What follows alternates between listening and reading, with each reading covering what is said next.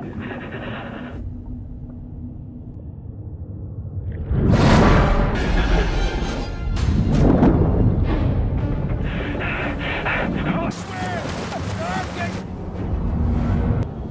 my God.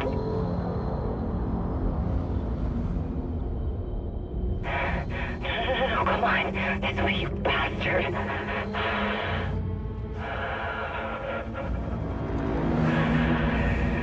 Go. Riley, go. Go, go, go. आज मैं एक the last breath film explain करने जा रहा हूँ। फिल्म के स्टार्ट में हमें एक सबमरीन को समंदर में दिखाया जाता है जिसका मिशन एक बहरी जहाज को डिस्ट्रॉय करना है। सबमरीन में बैठे नेवी सोल्जर जहाज को निशाने पर लेकर मिसाइल पानी में छोड़ते हैं जिससे जहाज तबाह हो जाता है, लेकिन कुछ लोग बच जाते हैं जो अपनी जान बचाने के लिए सहारा ढूंढने लगते हैं। लेकिन समंदर में शार्क मौजूद होती है और वो लोग एक एक करके उस शार्क का खाना बन जाते हैं। नेक्स्ट सीन में हम नोहा नामी एक आदमी को देखते हैं जो उसी समंदर का विजिट करने के साथ उस जहाज की तलाश में होता है जिसे हम मूवी के स्टार्ट में तबाह होता देखते हैं। वो एक बूढ़े आदमी की पुरानी कश्ती में होता है जिसका नाम लीवी होता है। उसके बाद नोहा ऑक्सीजन सिलेंडर को अपने साथ लेकर समंदर की तह में जहाज की तलाश के लिए निकल जाता है और आखिरकार उसकी तलाश खत्म होती है क्योंकि उसने उस जहाज को ढूंढ लिया होता है। वो बहुत खुश होता है। वो इस बात का जिक्र लीवी से करता है। वो दोनों एक पार्टी करते हैं और कहते हैं कि वो इस बात का जिक्र हम किसी से नहीं करेंगे। नोहा अपनी चालाकी का फायदा उठाते हुए कहता है कि हम इसे अपना बिजनेस भी बना लेंगे। इसी दौरान नोहा के दोस्त का फोन आता है लेकिन वो उसे इग्नोर करता है और फिर उसे अपने पास बुलाने के लिए एक मैसेज भी करता है। फिर हम कुछ लोगों को देखते हैं जो पिकनिक मनाने वहां आते हैं। तभी एक बच्ची जिसने अपने हाथ पर पट्टी की होती है, उस ग्रुप की एक लड़की जिसका नाम सैम होता है, वो उसे एक अंगूठी देती है। सैम उसका हाथ देखते हुए उसे कुछ मेडिसिन लिख कर देती है क्योंकि वो एक डॉक्टर होती है।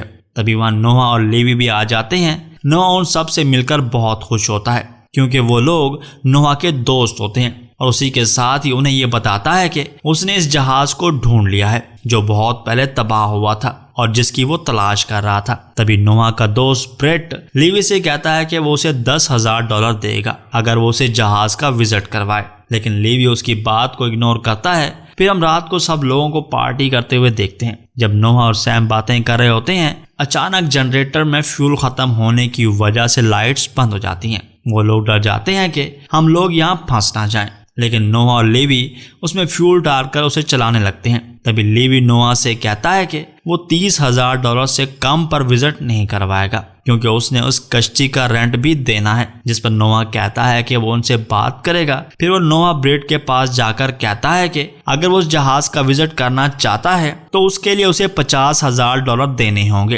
पहले वो उसकी बात मानने से इनकार कर देता है, लेकिन बाद में उसकी बात मानते हुए कहता है कि वो $50,000 सिर्फ एक ही शर्त पर देगा और उसकी शर्त ये थी कि वो उन 50,000 में अपने सारे दोस्तों को भी साथ लेकर जाना चाहता था। नोहा उसकी बात मान जाता है और सब लोग सुबह होने का इंतजार करते हैं। जैसे ही सुबह होती है वो अपने सफर की तरफ रवाना हो जाते हैं। वो अपने सफर को एंजॉय करते हैं और अपने सफर को एक यादगार सफर बनाना चाहते हैं। अपनी मंजिल पर पहुंचने के बाद वो लोग समुद्री यूनिफॉर्म पहनने के साथ साथ सब लोग अपने पास एक ऑक्सीजन सिलेंडर भी रखते हैं। नोहा उन्हें रास्ते के बारे में बताता है और सब लोग नोहा के पीछे पीछे जाने लगते हैं। बहरी जहाज के पास जाने के बाद सब लोग खुश होते हैं क्योंकि उन्होंने उसे देख लिया था। फिर वो जहाज के सबसे ऊपर वाले फ्लोर में जाते हैं। वहां जाने के साथ वो अपने हेलमेट उतारते हैं। इसी दौरान जहाज वाइब्रेट करने लगता है। सब लोग बहुत डर जाते हैं। नोहा उन्हें रिलैक्स रहने को कहता है और उनसे ऑक्सीजन सिलेंडर के बारे में बात करता है। रेली जो बहुत डरी हुई थी वो बाहर जाने का कहती है, लेकिन रेली के हाथ में मौजूद वायर जिसे वो लोग वापस जाने वाले रास्ते के लिए यूज कर रहे होते हैं कि वो वायर अचानक रेली की टांग में लिपट जाती है और नोहा उसको बचाने के लिए उस वायर को काट देता है, लेकिन फिर भी रेली जख्मी हो जाती है। उसके बाद वो लोग बाहर निकलने की कोशिश करते हैं, लेकिन जब वो लोग वापस जा रहे होते हैं तो उन्हें समझ नहीं आ रही होती कि वो किस रास्ते से यहाँ आए थे। जब वो आगे बढ़ने लगते हैं तो रास्ता एक लोहे की जाली से बंद होता है जिसे वो हटाने की कोशिश करते हैं, लेकिन वो बहुत मजबूत होती है। वो कोई और रास्ता तलाश करने लगते हैं। तभी एक शार्क उन पर हमला करती है और उनके एक साथी लोगन को जख्मी करती है। सब लोग डर जाते हैं और जहाज के एक कैबिन में चले जाते हैं और दरवाजे को अंदर से लॉक कर देते हैं। सैम उसे बचाने के लिए उसे एक इंजेक्शन लगाती है, लेकिन वो उसे नहीं बचा सकती और वो मर जाता है क्योंकि सैम ने जो इंजेक्शन लगाया था